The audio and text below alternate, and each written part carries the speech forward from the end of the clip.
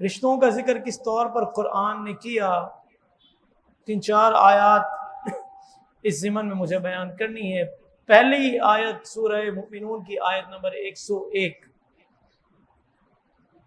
رب عز و جل نے فرمایا فَإِذَا نُفِخَ فِي الصُّورِ فَلَا أَنْسَابَ بَيْنَهُمْ يَوْمَئِذٍ وَلَا يَتَسَاءَلُونَ، اور جب سور پھونکا جائے گا تو نہ ان میں رشتے رہیں گے اور نہ ایک دوسرے کی بات پوچھے۔ یعنی قیامت کا دن ہے، جب سور پھونک دیا گیا تو اب رشتے ناطے کام نہیں آئیں گے، یہ دنیا ہی کی حد تک رہ جائیں گے، اور پھر ان رشتوں کا اگر اخروی اعتبار سے اگر ہم یہ کہیں کہ کوئی فائدہ ہے تو ایسا نہیں ہے، جس کا ذکر یہاں فرمایا۔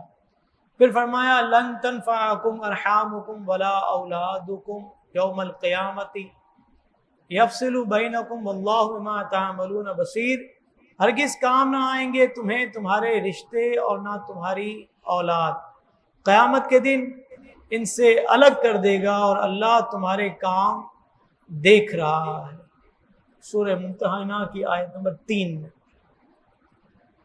یہاں پر بھی یہی مضمون ہے کہ یہ رشتے کب تک کام آئیں گے اور پھر کب یہ انسان کے لیے اس طور پر بیکار ہو جائیں گے کہ فائدہ پہنچائیں۔ آگے کا مضمون مزید اس سے گویا کہ سمپلیفائی کر کے بیان کیا گیا، اور ایک اور زاویے سے اس مضمون کو بیان کیا کہ رشتوں کو اللہ تعالیٰ نے کس طور پر بنایا ہے، اور یہ رشتوں میں جان پڑتی کیسے ہے، یعنی رشتہ مستحکم کیسے ہوتا ہے، یوں سمجھ لیجئے یہ رشتہ مزید مضبوط کیسے ہوتا ہے، اس میں مزید باؤنڈریز لگ کر اس کو کس طرح شریعت نے انسان کے لیے اہم بنایا، وہ ذکر سورہ فرقان کی آیت نمبر 54 میں کیا فرمایا؟ فرمایا وَهُوَ الَّذِي خَلَقَ مِنَ الْمَاءِ بَشَرًا، اور وہی ذات ہے کہ جس نے تخلیق کیا، جس نے بنایا آدمی من الماء پانی سے، فَجَعَلَهُ نَسَبًا پھر اس کے رشتے، وَصِهْرًا اور سسرال مقرر کیے۔ انسان جب رشتوں میں مزید آگے بڑھتا ہے تو ایک طرف میکہ ہوتا ہے، دوسری طرف سسرال ہوتا ہے، تو سسرال کا ذکر خاص طور پر رب العالمین نے کیا کیونکہ یہاں سے مزید ایک اور رشتہ بنتا ہے کہ انسان جب سسرال کے رشتے کی طرف جاتا ہے، نکاح کرتا ہے، تو پھر ایک اور نئی افزائش نسل اور انسان کا ایک خاندان جو بڑھتا ہے، اس کی طرف رب العالمین نے یہاں پر اشارہ کیا اور فرمایا فَجَعَلَهُ نَسَبًا وَصِهْرًا پھر اس کے رشتے اور سسرال مقرر کی۔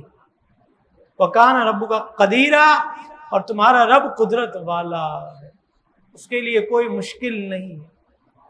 تو یہ اینگل ہو سکتا ہے آپ سب بھائیوں کے لیے ایک نیا اینگل ہو کہ قرآن نے کس طرح سسرالی رشتوں کو بیان کیا۔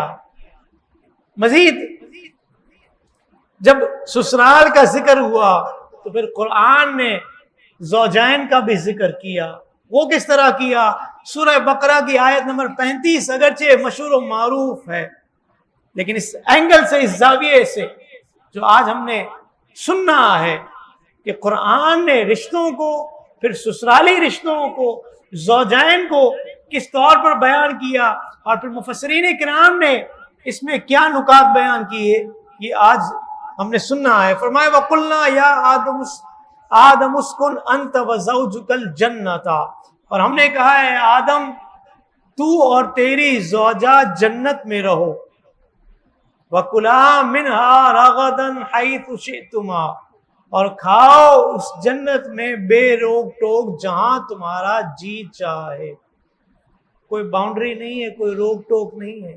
جس طرح انسان اپنے گھر میں جہاں سے چاہتا ہے کھاتا پیتا ہے، فریج میں سے جو چیز نکال کر چاہے کھا لے، رات کے 2 بجے بھی بھوک لگی ہے تو فریج کھولے، کوئی روکنے والا نہیں ہوتا جو انسان جس گھر میں رہتا ہے۔ فرمایا کہ جنت میں بھی انسان کے لیے یہی کچھ ہے۔ پھر فرمایا وَلَا تَقْرَبَا هَٰذِهِ الشَّجَرَةَ، مگر اس درخت کے قریب نہ جانا، فَتَكُونَا مِنَ الظَّالِمِينَ کہ ہو جاؤ حد سے بڑھنے والے۔ سورہ بقرہ کی آیت نمبر 35 میں اللہ رب العالمین نے آدم علیہ السلام کو جنت میں رہنے کا حکم دیا، لیکن جب آپ جنت میں رہتے تھے تو جنت کی تنہائی کی وجہ سے ملول ہو گئے، پریشانی ہوئی، آپ اکیلے جنت میں رہتے ہیں، کھانا پینا جنتی لباس سب کچھ ہے، لیکن بات کس سے کرے انسان؟ کوئی تو ہو کہ جس سے انسان کو انسیت ہو جائے، بات چیت ہو جائے، محبت ہو جائے، عقیدت ہو جائے۔ ایسا کچھ بھی نہیں تھا، تو اللہ تعالیٰ نے آپ پر نیند کو غالب کیا، اب سو گئے، اب سو گئے تو گہری نیند میں سو گئے، اور اسی حالت نیند میں اللہ رب العالمین نے آپ کے بائیں پسلی سے بی بی حوا رضی اللہ تعالی عنہا کو پیدا فرما دیا۔ اب جب نیند سے بیدار ہوئے ہیں تو سامنے حسین و جمیل عورت موجود ہے، حیران ہوئے اور فرمایا کہ تم کون ہو اور یہاں کس لیے آئی؟ اس نے کہا کہ میرا نام حوا ہے اور میں آپ ہی کی بائیں پسلی سے پیدا کی گئی ہوں، اور اس لیے تاکہ آپ مجھ سے اور میں آپ سے سکون، انس اور محبت حاصل کرے، اور زندگی کے یہ شب و روز جو ہم نے گزارنے ہیں اکٹھے گزارے، اور اللہ تعالیٰ کی نعمتوں کا شکر ادا کرے۔ یہ تفسیر روح علامہ اسماعیل حقی علیہ الرحمٰن اس آیت کے تحت لکھا۔ ساتھ ہی ساتھ حدیث پاک بڑی مشہور، سسرال کا ذکر ہوا، انسان کے رشتوں کے آگے بڑھنے کا ذکر ہوا، زوجین کا ذکر ہو گیا۔ مسلم شریف کی روایت ہے، فرمایا صحیح حدیث میں ہے کہ عورت تیری پسلی سے بنی ہے، بائیں پسلی سے، اس لیے اس کی کجی، اس کا ٹیڑھا پن کبھی جائے گا نہیں، ہمیشہ رہے گا۔ اگر اس کو سیدھا کرنے کی کوشش کرو گے تو بریک ہو جائے گی، ٹوٹ جائے گی۔ ٹوٹ جانے سے مراد یہ ہے کہ تم اس کو چھوڑ دو گے، طلاق دے دو گے، تمہارے کام کی نہیں رہے گی۔ تو یہ کانسیپٹ قرآن مجید فرقان حمید نے رشتوں کے آگے بڑھنے کا، زوجین کا، سسرال کا، یہ تصور قرآن نے پیش کیا۔ سب سے پہلے تو یہ یاد رکھیے کہ انسان میں اللہ رب العالمین نے رحم دلی رکھی ہے، رحم دلی ایک رحمت کا مادہ۔ حدیث پاک کنز الامال کی روایت ہے، فرمایا کہ اللہ تعالیٰ نے 100 رحمتیں پیدا کی، 100، ان میں سے 99 رب العالمین نے قیامت تک کے لیے، قیامت کے دن کے لیے محفوظ کر لی، ایک رحمت رب العالمین نے اس دنیا میں اتاری۔ ساری مخلوق کے دل میں جو رحمت ہے وہ اسی ایک رحمت کی وجہ سے۔ انسان کسی پر رحمت کرتا ہے، کسی پر رحم کھاتا ہے، کسی سے محبت کرتا ہے، انسیت رکھتا ہے، عقیدت رکھتا ہے، جو بھی تصور اس رحمت کا بنتا ہے، فرمایا اس ایک رحمت کی وجہ سے۔ ماں کی شفقت ہو، باپ کی رحمت ہو، فرمایا سارا کا سارا اسی وجہ سے۔ جانور بھی اپنے بچوں پر جو رحمت کرتا ہے، محبت کرتا ہے، انسیت کرتا ہے، اسی ایک رحمت کی وجہ سے۔ قیامت کے دن رب العالمین ان 99 رحمتوں میں اس ایک رحمت کو جو دنیا میں رکھی ہے اس کو ساتھ ملا کر جمع کر کے تقسیم کرے گا۔ فرمایا ہر رحمت زمین و آسمان کے طبقات کے برابر ہوگی، کتنی وسیع ہوگی، اور اس روز سوائے ازلی بدبخت کے اور کوئی شخص تباہ نہیں ہوگا۔ ایک روایت مصطفیٰ کریم نے ہمیں سمجھا دی، ہمارے اس معاشرے کے اعتبار سے رشتوں کو جو پامال کیا جاتا ہے، اور جو رشتے پامال ہوتے ہیں اس کی جو بنیادی وجہ ہے وہ اس روایت سے سمجھ میں آتی ہے۔ وہ روایت کیا ہے؟ حضور نے فرمایا کہ بنی اسرائیل میں ایک بکری نے بچہ پیدا کیا، وہ اس کو دودھ پلاتی تھی، وہ بچہ اپنی ماں کے دودھ سے سیراب ہو جاتا تھا، پیٹ بھر جاتا تھا اس کا، پھر اس کی ماں مر گئی،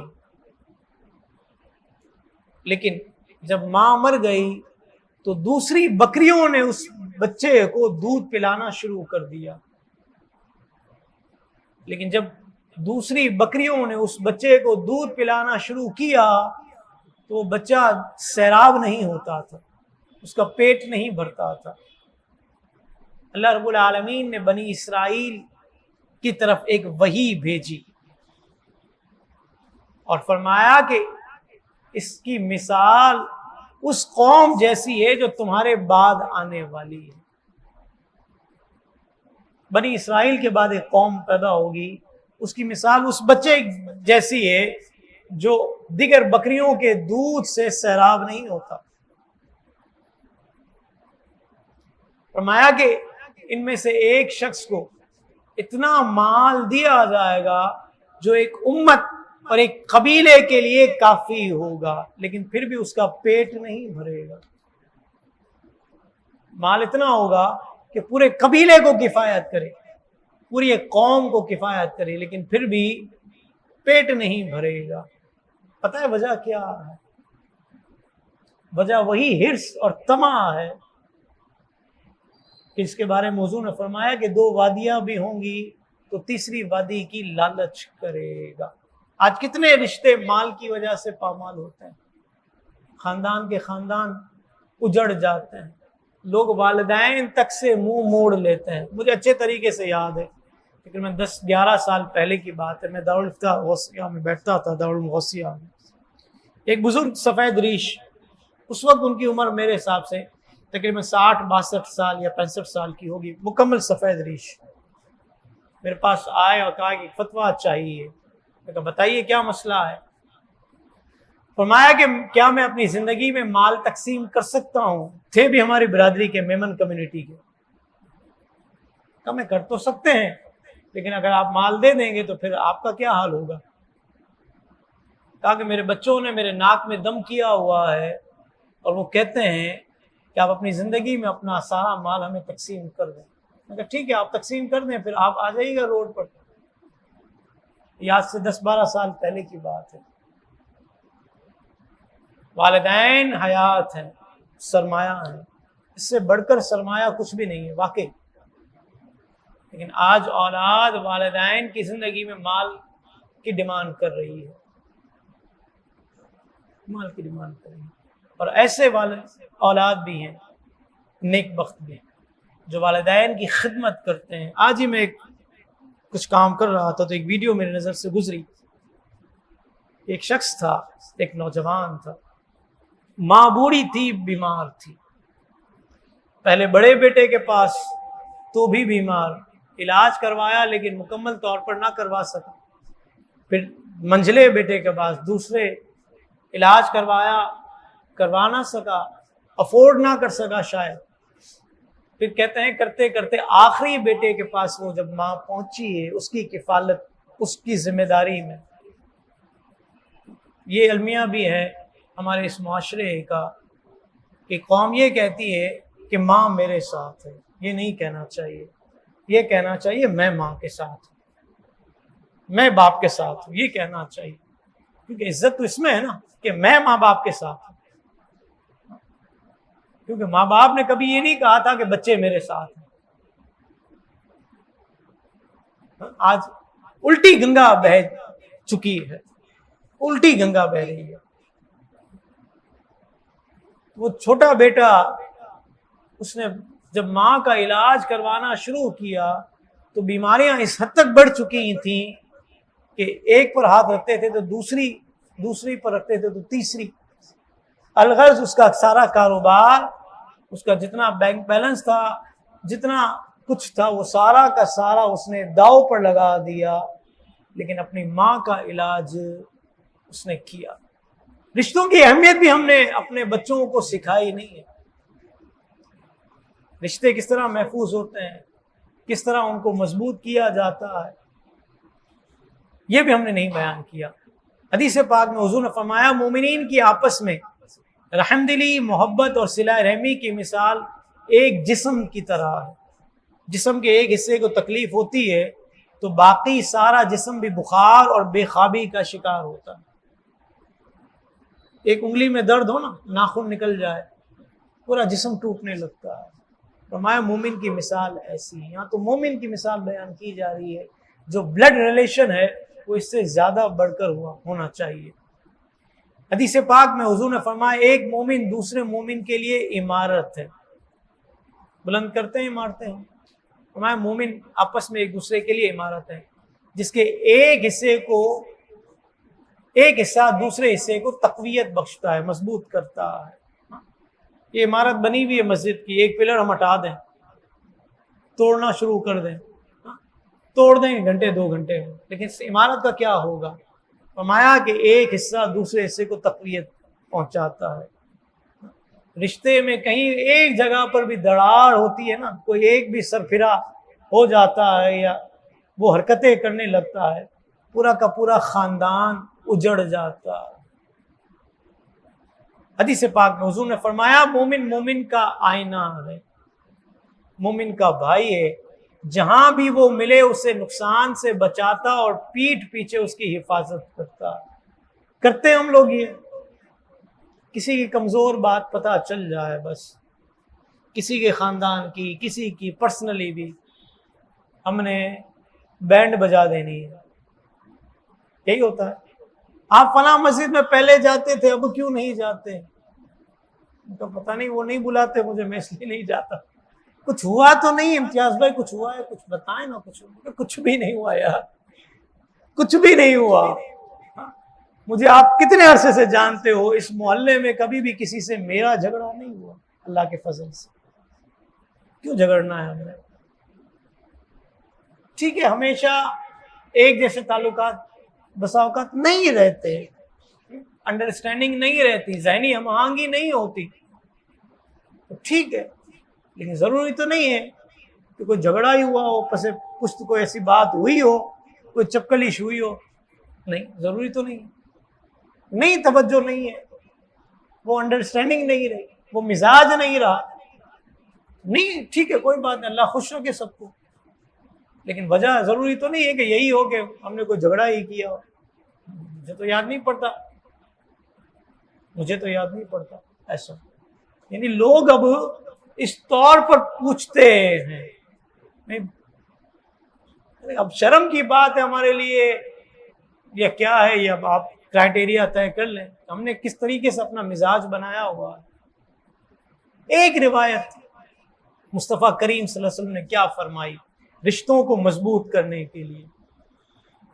جس نبی کا ہم نے کلمہ پڑھا ہے وہ یہ چاہتے ہیں کہ ہمارے رشتے مضبوط ہو جائیں، اور یہ رشتے کس طرح مضبوط ہوں گے؟ مصطفیٰ کریم نے فرمایا بی بی عائشہ صدیقہ طیبہ طاہرہ، وہ زوجہ مطہرہ حضور کی، جن کی تصویر حضور کو دکھائی گئی ہے کہ یہ آپ کے نکاح میں ہوں گی، حضور نے پسند فرمایا۔ فرماتی ہیں کہ حضور نے فرمایا کہ جس نے اپنی 2 بیٹیوں یا بہنوں یا 2 رشتہ دار بچیوں پر، ان دونوں کے اللہ تعالیٰ کے فضل سے غنی ہونے تک صبر کر کے ان پر خرچ کرتا رہا، یعنی ان کی کفالت کرتا رہا جب تک کہ وہ آپ کے مال کی مستحق نہ رہیں، مالی اعتبار سے مضبوط ہو جائیں۔ فرمایا کہ یہ بچیاں، یہ بہنیں، یہ بیٹیاں، یہ رشتہ دار کل بروز قیامت آگ سے اس شخص کے لیے پردہ ہو جائیں۔ کتنی بڑی بشارت ہے، کتنی بڑی بشارت ہے۔ قیامت میں مجھے بتائیے نا، جب نفسا نفسی ہوگا اور کسی کے لیے تصور کریں معاذ اللہ یہ فیصلہ سنا دیا جائے عذاب کا، اور یہ رشتے جن کو مالی اعتبار سے یا کسی بھی طریقے سے ضرورت تھی اور آپ نے پروٹیکشن فراہم کی ان کو، یہ آگ سے پردے کی صورت اختیار کر لیں میرے آپ کے لیے، تو مجھے بتائیے کہ اس وقت پھر اور کیا چاہیے؟ تو آج آگے بڑھ کر ان رشتوں کو تھام لیجیے، آگے بڑھ کر ان رشتوں کو تھام لیجیے۔ बैहक़ी ने इब्न अब्बास से रिवायत की कि रसूलुल्लाह सल्लल्लाहु अलैहि वसल्लम ने फरमाया, जिसने इस हाल में सुबह की कि वालिदैन का फरमाबरदार है, उसके लिए सुबह ही को जन्नत के दरवाजे खोल दिए जाते हैं, और वालिदैन में से अगर एक हयात है तो एक दरवाजा खुलता है। और जिसने सुबह इस हाल में की कि वालिदैन का नाफरमान है, उनको नाराज किया है, फरमाया सुबह होते ही जहन्नम के 2 दरवाजे खोल दिए जाते हैं, और अगर एक हो वालिदैन में से तो एक दरवाजा खुलता है जहन्नम का। एक शख्स ने कहा कि अगर माँ बाप जुल्म करें फिर भी इन रिश्तों को हम बचा कर रखें, फिर भी इनके साथ उसने सलूक करें, तो हुजूर ने क्या फरमाया, अगरचे वो जुल्म करें, अगरचे वो जुल्म करें, अगरचे वो जुल्म करें। मतलब ये कि कसूर अगरचे वालिदैन ही का हो, औलाद को फिर भी हक नहीं पहुंचता कि वालिदैन के साथ बुरा सलूक करे। मैं कहता हूं अक्सर व बेशतर इस मुआशरे में जिस कदर ये वालिदैन का रिश्ता इस वक्त पामाल हो रहा है, शायद कोई रिश्ता पामाल ना होता है। शायद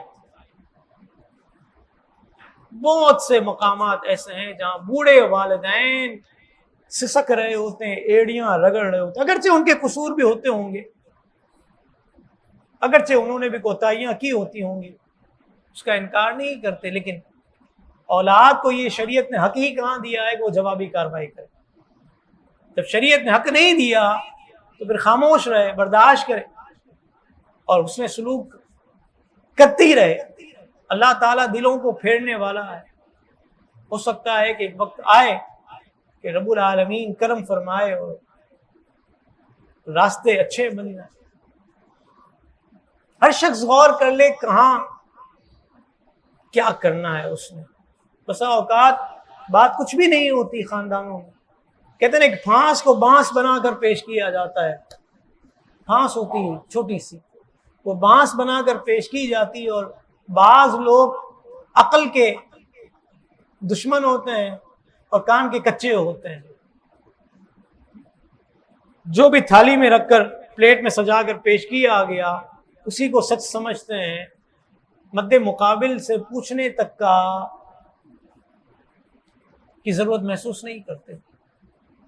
एक हाथ से यूं हम ताली बजाएं तो कभी भी नहीं बजती है 2 हाथों से। कसूर कहीं ना कहीं कुछ ना कुछ होता है। होना ये चाहिए कि जो मुनसिफ है, जो इस मनसब पर है कि उसने फैसला करना है, घर का हाकिम है, वो दोनों तरफ की बात सुने और फिर फैसला करे ताकि खानदान बचे। लेकिन ऐसा हो नहीं रहा। मुस्तफ़ा करीम का वो फरमान कि जिसमें हुजूर ने फरमाया वो हम में से नहीं, कई हदीसों में ये मजमून मिलेगा, हुजूर ने फरमाया वो हम में से नहीं, वो हम में से नहीं। 3-4 हदीसें मैं रिवायत करूंगा आज के मौजू से मुतालिक। एक हदीस है बाग मुस्लिम शरीफ की हदीस, क्या फरमाया, मन गश्शा फलैसा मिन्नी, जिसने धोखा दिया वो मुझसे नहीं। है धोखा इस मुआशरे में कितना है? कोई थर्मामीटर हमारे पास नहीं है। एक्सट्रीम लेवल पर हम कहना जिसको पहुंचा हुआ है। यही मजमून अबू दाऊद शरीफ की हदीस में भी है, फरमाया लैसा मिन्ना मन गश्शा, हम में से वो नहीं जिसने धोखा दिया। आ गया है ग्राहक दुकान पर, ग्राहक आ गया है। कितनी खराब चीज हो, अच्छे से रैपर में उसको लपेट कर टिका देना, और जो टिका दे वो सबसे अच्छा दुकानदार इस मुआशरे की जबान में, शरीयत की जबान में नहीं, मुआशरे की जबान में, कि जिसने जितनी बकवास खराब चीज को अच्छे तरीके से पेश करके सामने कर दिया और टिका दिया, वो बिजनेसमैन, वो सेल्समैन सबसे अच्छा समझा जाता है। हदीस पाक में हुजूर ने क्या फरमाया, फरमाया जिसने खादिम को उसके मालिक की सरकशी पर उभारा। एम्प्लॉयज आपस में काटे जाते हैं ना, दूसरों के एम्प्लॉयज को काटा जाता है, यहां आ जाओ, 3,000 روپے زیادہ دیں گے. وہ غریب بیچارہ 3,000 کے لالچ میں آ جاتا ہے وہ زندگی بھر کے لیے. حضور نے فرمایا کہ جس نے کسی خادم کو اس کے مالک کی سرکشی پر ابھارا اور عورت کے تعلقات اس کے شوہر سے خراب کیے وہ ہم میں سے نہیں. خراب کیے جاتے ہیں. شوہر اور بیوی کو لڑوایا جاتا ہے, ماں باپ کو لڑوایا جاتا ہے. کون کرتا ہے, کیا کرتا ہے, یہ سارا پس منظر آپ سب سمجھتے ہیں. ہر دوسرے گھر کی کہانیاں اس طور کی بنی ہوئی ہوتی ہیں. ہر دوسرے گھر کی یہ کہانیاں بنی ہوئی. حدیث پاک میں حضور نے فرمایا جس نے کسی مسلمان کے اہل خانہ میں بددیانتی کی اور نقصان پہنچایا وہ ہم میں سے نہیں ہے. چھوٹی چھوٹی بات پر شکایات, چغلی کرنا, جی ایم کو کہہ دوں گا, باس کو کہہ دوں گا, جہاں تک رسائی جی ایم تک رسائی تو جی ایم تک کہوں گا, باس تک رسائی تو باس کو کہہ دوں گا. بات پہنچانی ہے, چغلی کرنی ہے. چھوڑ دو میں تمہاری دوسری شادی کروا دوں گی. انہوں نے کہا پہلی بڑی مشکل سے اس کو ملی ہے, اس کو بسنے دو. پہلی مشکل سے ملی, اس کو بسنے دو, دوسری کے چکر میں کہاں پڑنا ہے. لیکن یہ کہا جاتا ہے نہیں کہا جاتا. گھر کے بڑے کہتے ہیں شرم کی بات ہے. واقعی جہاں جن گھروں میں یہ ناروا سلوک ہو رہا ہے شرم کی بات ہے. یار بڑی مشکل ہوتی ہے, ایک شادی کرنا لاکھوں روپے لگتے ہیں. اونچ نیچ کا معاملہ چلانا پڑتا ہے. 100% کوئی بھی معیار پر پورا نہیں اتر سکتا. جس امپلائی کو میں اور آپ تنخواہ دے کے رکھتے ہیں وہ بھی ہمارا 100% کام نہیں کرتا, ہمارے مزاج پر پورا نہیں اترتا. تو وہ لڑکی جو بہو بن کے آئی ہے وہ بیچاری کہاں تک چلے گی. چلانا پڑتا ہے. لیکن یہ ڈائلاگز آتے ہیں ہمارے پاس, تمہاری دوسری شادی کروا دوں گے, چھوڑ دو اس کو. کتنا یعنی ظلم ہے ان والدین پر, ان بچیوں پر جہاں یہ ہو رہا ہے. پھر ملازمین کو آپس میں کاٹ کر بسا اوقات ہم اپنی کہتے ہیں نا کہ کم ہمتی اور بے غیرتی کا ثبوت دیتے ہیں. کمپیٹیٹر ہم بناتے ہیں, آپس میں کمپیٹ کرتے ہیں. اور اس کا ملازم ہم نے کاٹ دیا, اس کا ملازم ہم نے کاٹ دیا. دیکھا اچھا شریف لڑکا ہے, 2,000 کی لالچ دے کر اس کو ہم نے کاٹ کر اپنی طرف کھینچ لیا. ساری زندگی وہ آپ کو بددعائیں دیتا رہے. کسی کی بددعا ایک دفعہ بھی لگ گئی نا, دنیا میں ہم زندگی گزارنا اجیرن ہو جائے گا. اللہ آسانیاں کرے. ایک کتاب ہے The 5 Regrets of the Dying, برونی ویر کی. ایک خاتون ہے, مسلمان تو نہیں ہے. اس نے کتاب لکھی. آسٹریلیا کے ایک ہاسپٹل میں وہ نرسنگ کی خدمت کرتی تھی اور تقریباً 8 سال اس نے نرسنگ کی. 8 سال نرسنگ کی. برونی ویر, بڑی مشہور کتاب ہے The 5 Regrets کے نام سے, کہ زندگی کے وہ 5 پچھتاوے کیا ہیں جو انسان کو موت کے وقت ہوتے ہیں. انسان پچھتاتا ہے نہ کبھی تو پچھتاتا ہے. زندگی جب عروج پر ہوتی ہے, جوانی ہوتی ہے تو ترم خانی دکھا لیتا ہے. پھر جب جیسے ہی زندگی ڈھلنے لگتی ہے, بڑھاپے کی طرف آتا ہے, سفیدی آنے لگتی ہے تو کچھ ہوش آتا ہے. بعض لوگوں کو پھر بھی نہیں آتا, پھر بھی ناک کھڑی ہی رہتی ہے ان کی. لیکن پھر کچھ وقت اور گزرتا ہے, پھر ہوش آتا ہے. بیماری کی طرف جاتا ہے تو پھر ہوش آتا ہے, یا پھر بستر مرگ پر آ جاتا ہے, بالکل بستر پر آ جاتا ہے, پھر تو ہوش آ ہی جاتا ہے. تو برونی ویر کہتی ہیں کہ زندگی کے 5 پچھتاوے. وہ کہتی ہے کہ میں نے 8 سال اس ہاسپٹل میں کام کیا, اور ہمارے ہاسپٹل میں عموماً وہی لوگ آتے ہیں جو یہاں سے صحتیاب ہو کر جاتے نہیں. یعنی جو قریب مرگ ہوتے ہیں ان لوگوں کو وہاں پر رکھا جاتا ہے اور ان کی زندگی کے آخری وقت کو گزارا جاتا ہے. کہتے ہیں وہ وقت جن کی زندگی کا آخری ہوتا ہے وہ 5 قسم کے پچھتاووں میں ہوتے ہیں. وہ 5 پچھتاوے کیا ہیں؟ پہلا پچھتاوا, وہ ریگریٹ جو ان کو ہوتا ہے وہ یہ ہوتا ہے, اگرچہ یہ آپس میں سملر ہیں, ملتے جلتے ہیں, لیکن انہوں نے 5 زاویوں سے بیان کیا. پہلا پچھتاوا کیا ہے؟ کہتی ہے کاش میں اپنے آپ سے مخلص ہو کر زندگی گزارتا، لوگ کیا کہیں گے یہ نہ سوچتا۔ کتنے کام ہم یہ کرتے ہیں لوگ کیا کہیں گے۔ گھر پہ میت ہو گئی ہے، فوتگی ہو گئی ہے، پتہ ہے مذہبی گھرانہ بھی ہے کہ دعوت میت جائز نہیں ہے، اعلیٰ حضرت نے مکروہ لکھا، اگرچہ معلوم ہے کہ ناجائز ہے، نہیں ہونا چاہیے، لیکن لوگ کیا کہیں گے، یہ لوگ کیا کہیں گے کا سوالیہ نشان ایسا ہمارے گلے پڑ گیا ہے کہ جو زندگی کا آخری پچھتاوا بن کر بسا اوقات سامنے آتا ہے۔ وہ کہتی ہیں کہ مرنے کے قریب شخص تھا، وہ کہتا ہے کہ میں نے اپنے لیے زندگی نہیں گزاری، میں ہر زاویے سے لوگ کیا کہیں گے کو سوچتا رہا اور اپنی زندگی میں نے ایسے ہی گنوا دی۔ دوسرا پچھتاوا جو مرنے کے قریب انسان کو ہوتا ہے وہ یہ ہوتا ہے، انسان کو کتنا چاہیے زندگی گزارنے کے لیے؟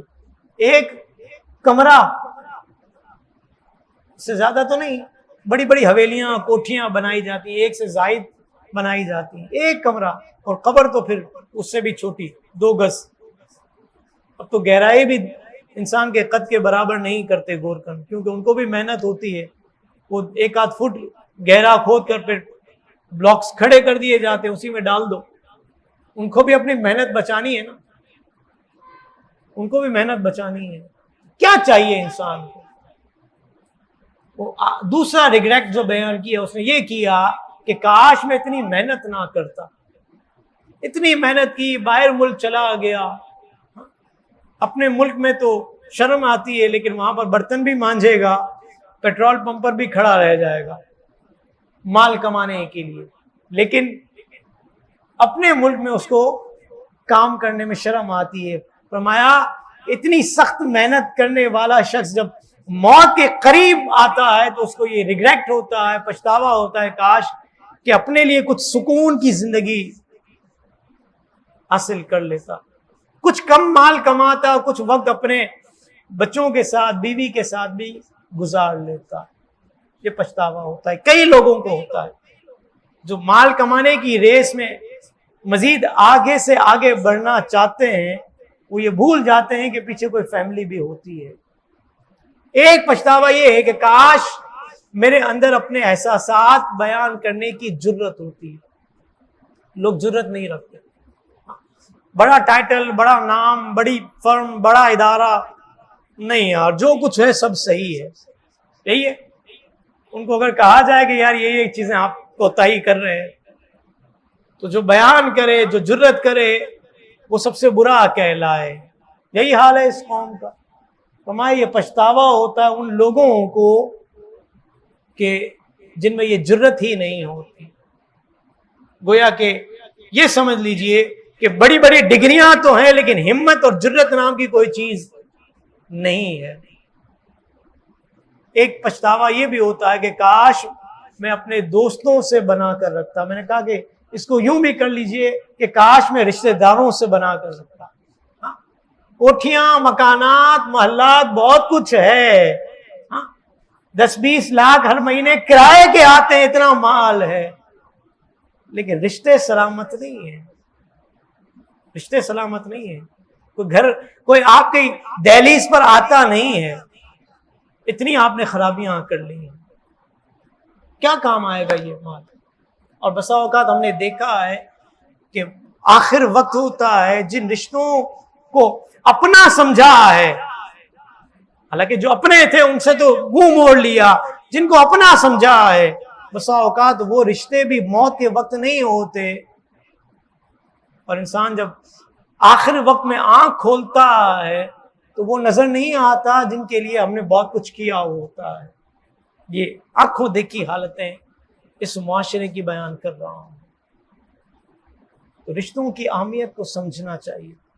آخری ریگریٹ، پچھتاوا، کاش میں خود کو خوش کر لیتا۔ ضروری نہیں ہے کہ مال سے ہی خوشی مل جائے، ضروری نہیں ہے۔ ایک شخص کا شوق ہے کہ ماؤنٹ ایوریسٹ پر چڑھے گا، ایک دن میں چڑھ جائے گا؟ نہیں، وقت لگے گا، مشقت بھی اٹھانی پڑے گی، ہو سکتا ہے خراشیں بھی آئیں، لیکن خراش برداشت کر کے، مشقت اٹھا کر، گرد غبار جو اس کے وجود پر لگے گا، مہینوں لگ جائیں، کتنا وقت لگ جائے، لیکن جب اس پیک پر پہنچے گا تو جو خوشی اس کا شوق اس کو دلائے گا، وہ خوشی کروڑوں روپے اس کے آگے رکھ دیں تو شاید نہیں ملے گی اس کو۔ یہ پچھتاوا ہوتا ہے زندگی کا کہ انسان بسا اوقات وہ خوشی حاصل نہیں کر پاتا اپنی زندگی میں۔ کتنے پچھتاوے ہم نے اکٹھے کر لیے۔ دنیا کے تمام مذاہب کا اگر آپ مطالعہ کریں نا، تمام مذاہب کا، تو ایک بات مشترک ہے، ایک بات، کل نفس ذائقۃ الموت، ہر جان نے موت کا مزہ چکھنا ہے، اس سے کوئی بھی انکار نہیں کرے گا۔ سب نے اس دروازے سے جو کہ موت کا دروازہ ہے اس نے گزر جانا ہے۔ اب دیکھ لیں کہ ہم نے آگے کے لیے کیا تیار کیا۔ اللہ کی لعنت کن لوگوں پر پڑتی ہے؟ یہاں پر بھی رشتے آتے ہیں، رشتے، لعنتیں ہم لوگ لیتے ہیں، جو بھی لیتا ہے۔ فرمایا اللہ کی لعنت ہے اس پر جو ماں اور اس کے بچے میں جدائی ڈالے۔ ہو رہا ہوتا ہے، ماں سے الگ کرو، بھائی سے الگ کرو، بیٹی سے الگ کرو، بھائی سے الگ کرو، یہی تماشے لگے ہوئے ہوتے ہیں۔ اللہ کی لعنت، کتنا بڑا جرم ہے یہ، کتنا بڑا جرم ہے، لیکن کس حد تک سنگینی اختیار کر گیا ہے کہ بسا اوقات اس قدر ماحول خراب ہو جاتا ہے کہ گھر کی ایک ایک دیوار اپنے اوپر ہونے والے ظلم اور زیادتی کی داستان پیش کر رہی ہوتی ہے، لیکن جس کو سمجھنا ہے وہی بدھو کا بدھو بنا ہوا ہوتا ہے۔ ایک عورت گھر کو بناتی بھی ہے اور اس کو بگاڑتی بھی ہے۔ جسم کے ہر حصے میں درد ہو رہا ہوتا ہے، لیکن بسا اوقات یہ ڈائگنوز کرنا مشکل ہو جاتا ہے کہ کون سے حصے میں زیادہ پین ہے۔ اس قدر حالات خراب کر دیے جاتے ہیں ناسمجھی کی وجہ سے، ناسمجھی کی وجہ سے۔ اللہ رب العالمین ہمارے لیے آسانیاں کریں، آسانیاں کریں۔ مومن جو ہے نا، مومن، اس کو حدیث پاک میں کیا فرمایا؟ فرمایا مومن اتنا نرم مزاج اور شریف ہوتا ہے کہ لوگ اس کی شرافت کی وجہ سے اس کو احمق خیال کرتے ہیں۔ ہم نے کہا اس دور میں احمق بننے کے لیے تیاری کوئی نہیں، کوئی تیار نہیں، سب سمجھدار ہیں۔ حدیث پاک حضور نے فرمایا کہ ایک صحابی آئے حضور کی بارگاہ میں، فرمایا کہ حضور میں نے بکری لی ہے، بکری چاہتا تو یہ تھا کہ اس کو ذبح کرتا اور اس کا گوشت کھاتا، لیکن جب میں ذبح کے قریب گیا کہ اس کو میں ذبح کروں تو میرا دل نہیں مانا، میں نے اس کو چھوڑ دیا، ذبح نہیں کیا اس کو۔ بتائیے، جانور تو ہے ہی ذبح ہونے کے لیے، لیکن وہ اس کے دل کی کیفیت بدلی ایسی کہ وہ ذبح نہیں کر سکے۔ حضور علیہ الصلوۃ والسلام نے فرمایا کہ اگر تم ایک بکری پر رحم کرو گے تو اللہ تعالیٰ بھی تم پر رحم کرے گا۔ ہم تو بکری کی طرح بھی رحم کرنے کے لیے تیار نہیں ہیں، بکری کی طرح بھی بسا اوقات رحم کرنے کے لیے تیار نہیں ہے۔ جب بڑھاپے کی دہلیز پر وہ لوگ پہنچیں گے پھر ہم کہیں گے کہ والدین کے رشتے پامال ہو رہے ہیں، پھر ہم یہ کہیں گے، کہتے ہیں نا وہ سرکل بنا ہوا ہے، چین بنی ہوئی ہے، اور یہ چین ایسی بنی ہوئی ہے اس سے نجات نہیں ملتی، سمجھنے کے لیے ہم تیار ہی نہیں ہیں۔ مصطفیٰ کریم نے فرمایا جسے یہ پسند ہو کہ اس کے لیے جنت میں کنگروں والا محل بنایا جائے اور اس کے درجات متعین کیے جائیں، بلند کیے جائیں، اسے چاہیے کہ جو ظلم کرے اسے معاف کرے، جو محروم کرے اسے عطا کرے، اور جو توڑے اس کے ساتھ جوڑے۔ ہم جوڑنے کے لیے ہی تیار نہیں، تو جہاں جوڑا جاتا ہے ان کو بھی ہونا چاہیے۔ ایک شخص جوڑنے پر آیا ہے تو ہم بھی تھوڑا سا قدم بڑھا دیں۔ بسا اوقات ناک اس حد تک اکڑ جاتی ہے اور اس حد تک خرابیاں ہو جاتی ہیں کہ ہم جوڑنے والوں کے ساتھ بھی جڑنے کے لیے تیار نہیں ہوتے۔ ایک حدیث پاک بڑی ایمان افروز آپ سنیں گے تو انشاءاللہ آپ کا دل اندر سے جھومے گا کہ اس طرح بھی ہونا ہے، ایسا بھی وقت آئے گا مسلمان کے لیے۔ کیا وقت آئے گا؟ فرمایا قیامت کا دن ہوگا، حساب کے لیے لوگ کھڑے ہوں گے، منادی ندا کرے گا کہ جس کا اللہ کے ذمہ کچھ نکلتا ہے وہ سیدھا جنت کی طرف چلا جائے بغیر حساب کے. لیکن کوئی بھی آگے نہیں بڑھے گا تو سوچیں گے کہ اللہ کی طرف سے کس کا ذمہ نکلتا ہوگا. دوبارہ یہی ندا ہوگی کہ جس کا رب کی طرف کوئی ذمہ ہے وہ کھڑا اور سیدھا جنت کی طرف چلا جائے. لوگ حیرانی سے پوچھیں گے کہ اللہ کی طرف سے کس کا ذمہ نکل سکتا ہے؟ جواب ملے گا کہ ان لوگوں کا جو معاف کرنے والے تھے. ہم معاف کرنے کے لیے تیار ہی نہیں ہیں، تیار ہی نہیں ہیں. اپنے قریبی رشتہ داروں کو بھی معاف کرنے کے لیے تیار نہیں ہیں. انس بن مالک رضی اللہ تعالیٰ عنہ صحابی رسول نے فرماتے ہیں ہم مصطفیٰ کریم کے دربار میں موجود تھے. ایک شخص کے بارے میں حضور نے فرمایا کہ ابھی فلاں وادی سے ایک شخص آئے گا اور وہ جنتی شخص ہوگا، جنتی شخص ہوگا. کہتے ہیں ہم نے دیکھا کہ ایک انصاری صحابی آئے، قبیلہ انصار کے، داڑھی سے وضو کا پانی ٹپک رہا تھا، تازہ تازہ وضو کیا تھا اور بائیں ہاتھ میں جوتے تھے ان کے. انہوں نے ہمیں سلام کیا. کہتے ہیں دوسرا دن ہوا، حضور نے فرمایا ابھی ایک جنتی آئے گا. صحابہ فرماتے وہی صحابی دوبارہ آئے. تیسرا دن ہوا، حضور نے فرمایا ابھی ایک جنتی آئے گا. وہ صحابی تیسری مرتبہ وہی آئے دوبارہ. کہتے ہیں حضور کی مجلس برخاست ہوئی. حضرت عبداللہ بن عمر العاص رضی اللہ تعالیٰ عنہ صحابی رسول اس صحابی کے پیچھے پیچھے پکڑ لیا راستے میں. فرمایا کہ میری اپنے والد سے کچھ معاملہ ہو گیا ہے، میں چاہتا ہوں کہ 3 دن آپ مجھے اپنے گھر میں رکھ لیں، پھر میں چلا جاؤں گا. ٹھیک ہے آ جائیں. وہ ان کے ہاں رہے 3 دن تک. حضرت عبداللہ فرماتے ہیں کہ میں نے ان 3 دنوں میں اس صحابی کو جن کے بارے میں حضور نے فرمایا کہ جنتی ہے، میں نے رات کے وقت قیام کرتے ہوئے، نوافل پڑھتے ہوئے، قرآن پڑھتے ہوئے نہیں دیکھا، بلکہ میں نے ایسا دیکھا کہ رات کو سوتے ہیں، جب کروٹ لیتے ہیں تو اللہ کا شکر ادا کرتے ہیں، حمد کرتے ہیں اور صبح نماز فجر ادا کرتے ہیں. اور کچھ میں نے دیکھا نہیں. حضرت عبداللہ فرماتے ہیں 3 دن ہو گئے تو میں نے ان سے رخصت اختیار کی اور جاتے وقت میں نے ان سے کہا کہ بات یہ تھی کہ میری اپنے والد گرامی سے کوئی چپکلش نہیں تھی، کوئی بات نہیں تھی، بلکہ میں تو یہ چاہتا تھا کہ حضور نے تیرے لیے جنتی کی بشارت دی ہے تو میں دیکھوں کہ کون سا ایسا عمل کرتے ہو، ہم بھی کر لیں گے، ہم بھی کر لیں گے. لیکن کیا بات ہے، میں نے کوئی ایسا عمل. تو صحابی نے کہا، انصاری صحابی نے کہا کہ عمل تو ایسا کچھ نہیں، بس یہی جو تم نے دیکھا میرے شب و روز کو جس طریقے سے دیکھا میں ویسے ہی گزارتا ہوں، کوئی خاص عمل نہیں ہے. کہتے ہیں کہ جب حضرت عبداللہ جانے لگے اس صحابی نے دوبارہ آواز دی اور فرمایا کہ میرا عمل تو ایسا کوئی خاص نہیں، جو تم نے دیکھا وہی ہے، لیکن میں کسی مسلمان کو دھوکہ نہیں دیتا. من غشا فلیس منا، جو دھوکہ دے وہ ہم میں سے نہیں ہے. کہتے ہیں میں دھوکہ نہیں دیتا مسلمانوں کو، اور جو اللہ تعالیٰ نے کسی کو دیا ہے میں اس پر حسد بھی نہیں کرتا. حضرت عبداللہ فرماتے ہیں کہ میں نے ان سے کہا کہ یہی وہ عمل ہے جس نے آپ کو اتنی بلند بخشوں کی بشارتیں عطا فرمائی اور ہم میں یہ طاقت نہیں ہے. وہ کیوں آگے بڑھ گیا، میں کیسے پیچھے رہ گیا. یہی کہانی ہے اس معاشرے کی. حسد کوٹ کوٹ کر دلوں میں بھرا پڑا ہے. فلاں گھومنے کے لیے گیا تو میں کیوں نہیں جا سکا، تم بھی کما لیتے، تم بھی چلے جاتے، تمہیں کس نے روکا تھا. لیکن اپنے اندر کچھ ہو نہیں اور سامنے والا اگر کچھ کر گیا تو اس پر جان نکلے جائے اپنی.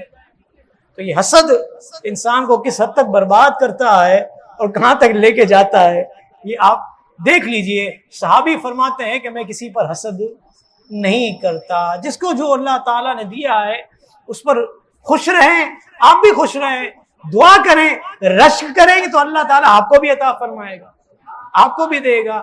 بجائے اس کے کہ دوسروں کے مال پر حسد کریں اور دوسروں کی ترقی پر حسد کر کے اپنے لیے خرابی کریں، اپنا اعمال بھی خراب کریں. اس سے بہتر ہے کہ ہم یہ نہ کریں. سلمان فارسی رضی اللہ تعالیٰ عنہ سے روایت ہے، حضور نے فرمایا جو حلال کمائی سے کسی روزے دار کو افطار کروائے تو فرشتے पूरा महीना उसके लिए इस्तिगफार करते हैं, और शब कदर जिब्राइल अमीन उससे आकर मुसाफा करते हैं, और जिससे जिब्राइल अमीन मुसाफा करते हैं, हुजूर ने फरमाया उसका दिल नरम हो जाता है, आंसू कसीर हो जाते हैं, यानी कि रिक्कत कल्बी मिलती है, रोने लगता है। एक सहाबी ने पूछा, हुजूर जिसके पास इतना माल ना हो कि इफ्तार करवाए, वो क्या करे? हुजूर ने फरमाया कि ठीक है, वो अगर इतना माल ना हो तो वो रोटी का एक टुकड़ा ही खिला दे।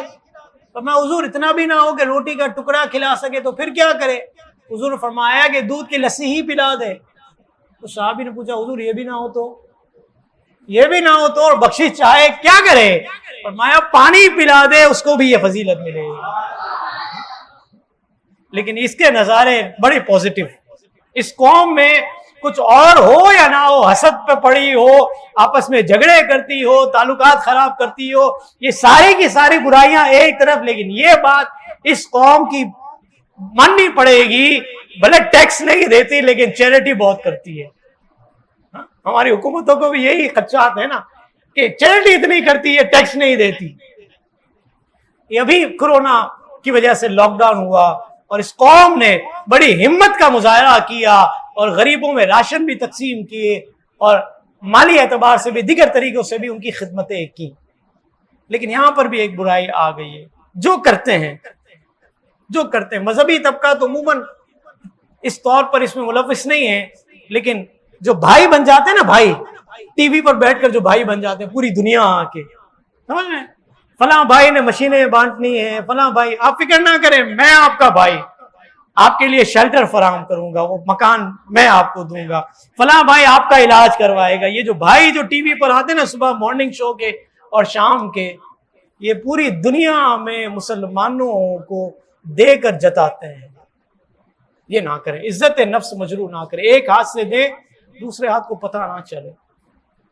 गरीब को आप देकर उसका राशन डलवा कर, उसकी बीमारी का इलाज करवा कर, उसकी बच्ची की शादी करवा कर, ये ना करें, ऐलान ना करें, और फिर टीवी पर आकर पूरी दुनिया में ये ऐलान और ये ढंढोरा पीटना, ये यकीनन बर्बादी है, बर्बादी वाकई।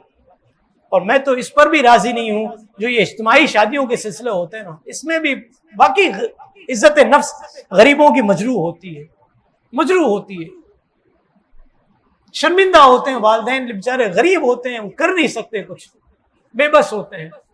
इज्तिमाई शादियां 100 शादियां, 50 शादियां, हम ये भी दे रहे हैं, हम ये भी दे रहे हैं। किसके लिए कर रहे हो? अल्लाह के लिए कर रहे हो तो खुश खामोशी से करो ना, छुप कर करो।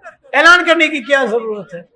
ढोल पीटने की क्या जरूरत है? लेकिन ये ढोल पीटा जाता है इज्तिमाई शादियों का, राशन तकसीम होने का, वॉशिंग मशीन तकसीम हो रही है तो सिलाई मशीन तकसीम हो रही है, हम हुनरमंद बना रहे हैं। यार क्यों ढोल पीटते हो यार? हमसाये को भी तकलीफ हम देते हैं। हमसाये अपना गंद जो है ना अपने घर का, ये पड़ोसी के घर के आगे डाल देंगे, कीचड़ बना देंगे, कचरा डाल देंगे। मुस्तफ़ा करीम ने क्या फरमाया? फरमाया कि अपने एक शख्स आया हुजूर की बारगाह में और पड़ोसी की शिकायत की कि मेरा पड़ोसी सही नहीं है, तंग करता है मुझे। हुजूर ने फरमाया कि ऐसा करो, अपने घर का सामान निकालकर बाहर रास्ते में रख दो। अपने घर का सामान निकालकर रास्ते में रख दो। उस सहाबी ने अपने घर का सामान निकालकर रास्ते में रख दिया। अब जो भी गुजरे पूछे क्या बात है, क्यों सामान? खूब मामला हुआ ना। वो सहाबी, वो शख्स के जिसकी शिकायत की थी सहाबी ने कि मैं अपने पड़ोसी की वजह से तकलीफ में हूं, वो आ गया हुजूर की बारगाह में और हुजूर की बारगाह में आकर कहा, हुजूर लोगों ने तो मुझे लान तान करना शुरू कर दिया है। तो मुस्तफ़ा करीम ने फरमाया कि लोग तो बाद में लान तान कर रहे हैं, सबसे पहले तो तुझ पर रब की तरफ से लानत पड़ी है कि तूने अपने पड़ोसी को तकलीफ दी है। उसने हुजूर की बारगाह में तौबा की और आइंदा अपने हमसाये का ख्याल रखने का वादा किया।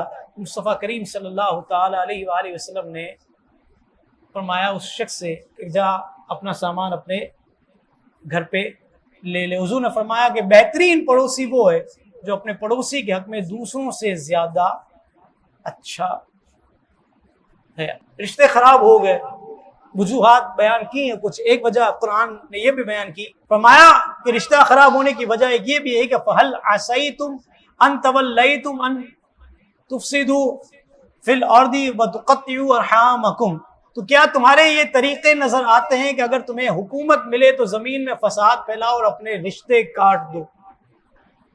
माल आता है तो रिश्ते खराब होते हैं ना, हमारे स्टेटस का नहीं रहा, यही होता है।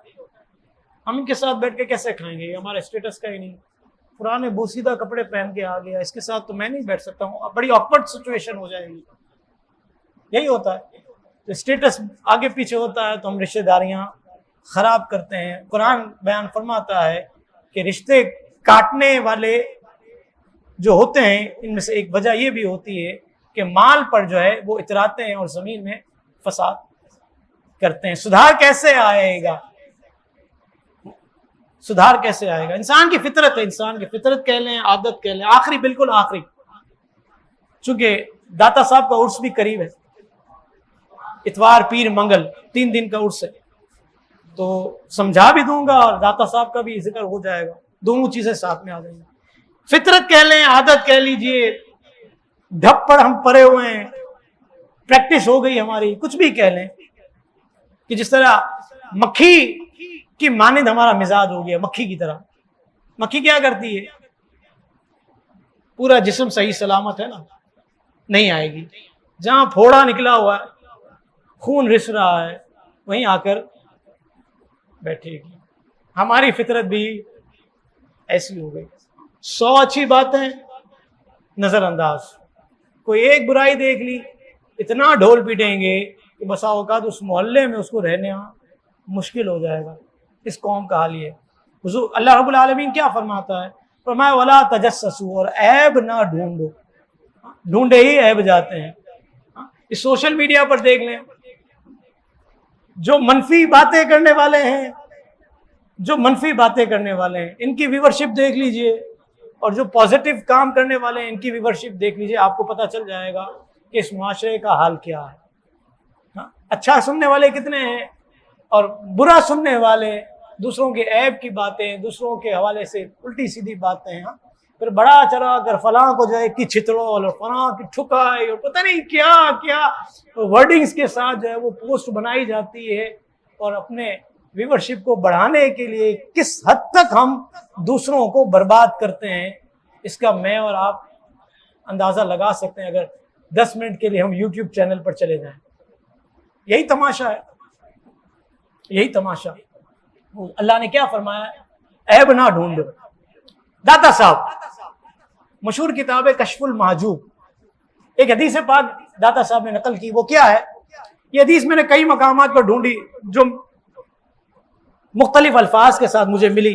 फैजुल कदीर से मैंने ये हदीस उठाई। हदीस पाक क्या है, फरमाया कि अल्लाह ताला तेरे साथ भलाई का इरादा करता है, यानी जिसके साथ अल्लाह भलाई का इरादा करता है तो तेरी जात के ऐब और जिहालतों को तुझ पर जाहिर कर देता है। यानी जिसके साथ अल्लाह भलाई करे उसके ऐब उस पर जाहिर कर देता है कि ये ऐब है, अब उसको दुरुस्त कर लो, और उसमें वो हैसियत भी बना देता है, वो अपने ऐबों पर नजर भी करता है और उसका सुधार भी करना शुरू कर देता है। इमाम हुसैन के पोते इमाम बाकिर रदी अल्लाह ताला अन्हुमा के बारे में दाता अली हजवेरी रहमतुल्लाह ताला अलैह नकल किया कि एक दिन आप अपने खादिमों के साथ बैठे हुए थे। शख्सियत कितनी बड़ी है, इमाम बाकिर, इमाम हुसैन के पोते, निस्बत देखिए आप कहाँ जा रही है इनकी। दाता साहब फरमाते हैं कि ये अपने खादिमों के साथ बैठे हुए थे। इनके तो सारे ही खादिम हैं और आप भी खादिम ही हैं ना इनके। हाँ, इनके खादिमों के भी खादिम हम तो कहलाएंगे। खादिमों के साथ बैठे हुए थे, आपस में बातचीत निकली तो आपने फरमाया कि हम एक मुआहिदा कर लेते हैं, आपस में बैत कर लेते हैं। फरमाया हुजूर क्या बैत करनी है? फरमाया बैत ये करनी है कि अगर अल्लाह ताला क़यामत के दिन जिसको भी निजात अता फरमाएगा वो दूसरों की सिफारिश करेगा। अगर तुम्हें निजात मिल जाए तो तुम मेरी सिफारिश कर लेना, मुझे निजात मिलेगी तो मैं तुम्हारी सिफारिश कर दूंगा। अल्लाह ताला भलाई का इरादा फरमाता है तो अपने अलग, ये शख्सियतें तो बहुत बड़ी शख्सियतें हैं, लेकिन दाता साहब ने कोट किया है तो खादमीन ने कहा हुजूर آپ کا نسب اتنا عالی، آپ کے کہاں عیب ہوں گے؟ اور آپ کو ہماری کیا ضرورت کہ ہم آپ کی سفارش کریں؟ آپ ہماری سفارش کیجئے گا اپنے نانا جان سے تو ہم بخشے جائیں گے۔ تو اب امام باقر رضی اللہ تعالیٰ عنہ نے کیا فرمایا مجھے اپنے اعمال کی وجہ سے شرم آتی ہے کہ قیامت کے دن نانا جان کو کیا منہ دکھاؤں گا۔ میں اور آپ سوچیں کہ میں اور آپ کیا منہ دکھائیں گے؟ کیا منہ دکھائیں گے؟ کیا عمل کیا ہے ہم نے؟ کیا ہم نے ایسا کیا ہے؟ ہمارا حال تو یہ ہے کہ جب تک اینٹ کا جواب پتھر سے نہ دیں تب تک تسلی نہیں ہوتی۔ 7 پشتے کھنگالنے کے بعد بھی پیٹ ہمارا جو ہے ٹھنڈا ہوتا ہی نہیں ہے، جگر ہمارا ٹھنڈا ہی نہیں ہوتا۔ بار بار بار بار بار بار آ کر ٹارچر کرتے ہیں، سناتے ہیں، 1 دفعہ 2 دفعہ 3 دفعہ 4 دفعہ، پھر بھی جھگڑا یوں ہی کھڑا ہوا ہے، مکنے کا نام ہی نہیں لیتا۔ یہی اس معاشرے کا حال ہو گیا۔ اور یہاں یہ اجلہ اکابر ہمارے جن کے دامن کو ہم اپنے لیے سعادت سمجھتے ہیں، وہ فرماتے ہیں کہ مصطفیٰ کریم کو کیا منہ دکھاؤں گا، تو میں اور آپ کیا منہ دکھائیں؟ لیکن حال یہ ہے کہ جس کی لاٹھی اس کی بھینس، جس کے پاس پاور ہے، جس کے پاس مال ہے، عہدہ ہے، منصب ہے، جو چاہے جس طرح چاہے کرے، رشتے کاٹے، خراب کرے، برباد کرے، خاندانوں کو اجاڑ دے، ان کو کوئی پوچھنے والا نہیں۔ ہم نے کہا دنیا میں کوئی پوچھنے والا نہیں، کل بروز قیامت رب کی بارگاہ میں فیصلے ہونے ہیں۔ جس نے جو کیا ہے اپنا منہ اس رب العالمین کو دکھانے کے قابل چھوڑے، ورنہ وہاں کی شرمندگی برباد کر دے گی۔ اللہ تعالیٰ سے ہم دعا کریں گے اللہ تعالیٰ ہمیں رشتے بنانے والا رکھے، ہمیں رشتوں کو جوڑنے والا بنائے۔ جہاں جہاں خرابیاں ہیں ہم اپنی کوشش کرتے آئیں، کوشش کرتے رہیں اور نتیجہ رب کی بارگاہ میں چھوڑ دیں۔ اللہ تعالیٰ میرا آپ کا ہم سب کا حامی اور ناصر ہو جائے، آمین۔ وما علیہ الا البلاغ المبین۔ مزید اسلامک اور معلوماتی ویڈیوز دیکھنے کے لیے لائک، شیئر اینڈ سبسکرائب کے بٹن کو پریس کرنا ہرگز نہ بھولیں۔